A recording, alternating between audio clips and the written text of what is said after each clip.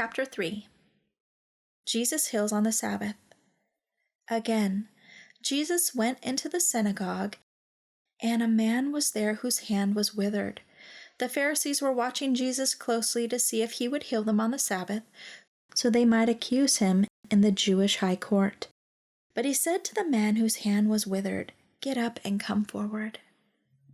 He asked them, "Is it lawful on the Sabbath to do good or to do evil, to save a life or to kill?" But they kept silent. After looking around at them with anger, grieved at the hardness of their ignorance of their hearts, he told the man, "Hold out your hand."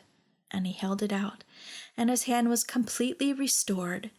Then the Pharisees went out and immediately began conspiring with the Herodians to plot against him as to how they might fabricate some legal grounds to put him to death. And from Jerusalem, and from Idumea, and from the region beyond the Jordan, and around Tyre and Sidon, a vast number of people came to him because they were hearing about all the things he was doing. And he told his disciples to have a small boat stand ready for him because of the many people, so that they would not crowd him, for he had healed many. And as a result, all who had diseases pressed around him to touch him. Whenever the unclean spirits saw him, they fell down before him and screamed out, "You are the Son of God!"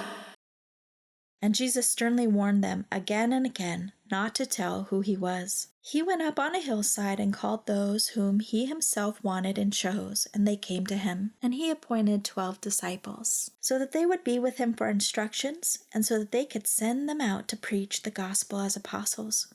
That is, as his special messengers, personally chosen representatives, and to have authority and power to cast out demons. He appointed the 12. Simon, to whom he gave the name Peter, James the son of Zebedee, and John the brother of James. To them he gave the name Sons of Thunder. And he also appointed Andrew and Philip and Bartholomew, Nathanael, and Matthew, Levi the tax collector, and Thomas and James the son of Alphaeus, and Thaddeus, Judas the son of James, and Simon the Zealot, and Judas Iscariot, who betrayed him.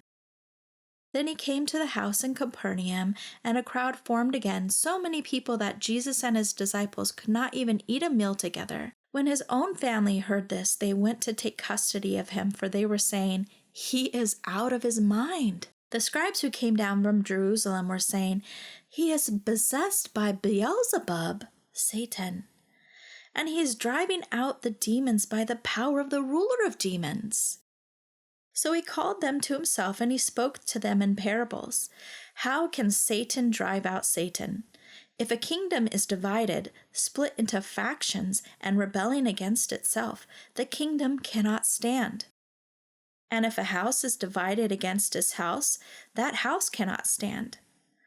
And if Satan has risen up against himself and is divided, he cannot stand, but is coming to an end. But no one can go into a strong man's house and steal his property unless he first overpowers and ties up the strong man, and then he'll be able to ransack and rob his house. I assure you, and most solemnly say to you, all sins will be forgiven the sons of men, and all the abusive and blasphemous things they say, but whoever blasphemes against the Holy Spirit and his power by attributing the miracles done by me to Satan never has forgiveness, but is guilty of everlasting sin, a sin which is unforgivable in this present age as well as in the age to come." Jesus said this because the scribes and the Pharisees were attributing his miracles to Satan by saying, "He has an unclean spirit." Then his mother and his brothers arrived, and standing outside, they sent word to him and called for him. A crowd was sitting around. They said to him, "Look, your mother and your brothers are outside asking for you."